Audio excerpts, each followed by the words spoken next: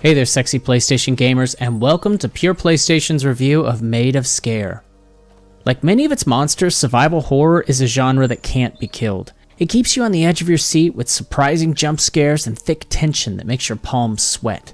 Maid of Sker has a twist in its gameplay, borrows ideas from classic survival horror games, and delivers on that tension. It's not perfect, but it delivers some pulse-pounding moments. Maid of Sker takes players to the Sker Hotel, a real place that's said to be haunted. It pulls inspiration from a book of the same name and a Welsh tale. Set in 1898, the main character is Thomas, and he travels to the Sker Hotel to meet his beloved Elizabeth, who writes to him about darkness overtaking her home. Discovering the root cause of that darkness is something you'll uncover over the 8 to 10 hour playthrough with more than one ending. Further bits of the story are told in documents you find and through using the manual save points at a phonograph. The first time you save, you'll hear a recording from one of the game's characters. You also have direct contact with Elizabeth through the phones in the house. All of this gave me a BioShock vibe, and that's not a bad thing. As you explore the hotel and grounds, you'll need to avoid men with cloth bags obscuring their faces. The game becomes a version of A Quiet Place, as you need to keep silent whenever they are near.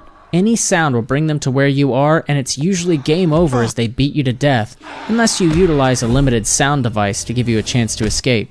If you try to slowly sneak away from them, bumping into furniture or hitting something on the floor will also give away your position.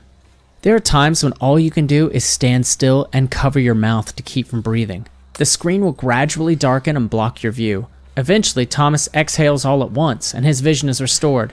There's also poison gas traps and particles in the air that make Thomas cough, bringing more unneeded attention. It feels like Thomas has all the lung capacity of a tuberculosis patient sometimes, so you'll need to think about the timing for when you hold your breath and when it's safe to let go.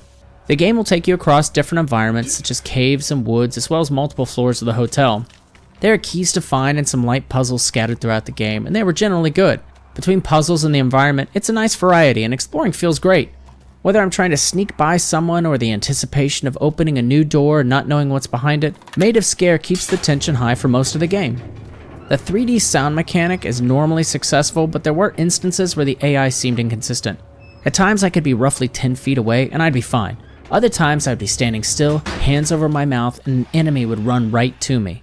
You can run, but you're more likely to be caught and trapped and have to restart from your last save point.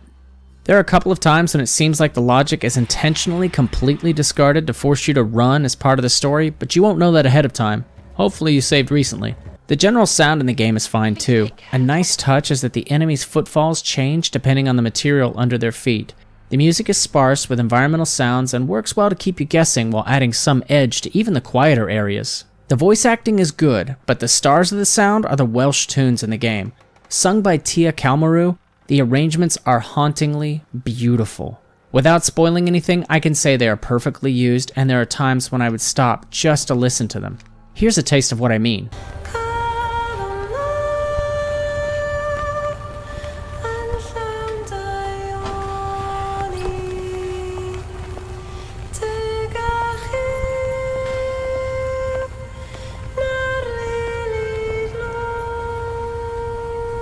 The only other place that seems inconsistent is the visuals. Inside, the hotel is usually good, but the vegetation outside the hotel doesn't look great.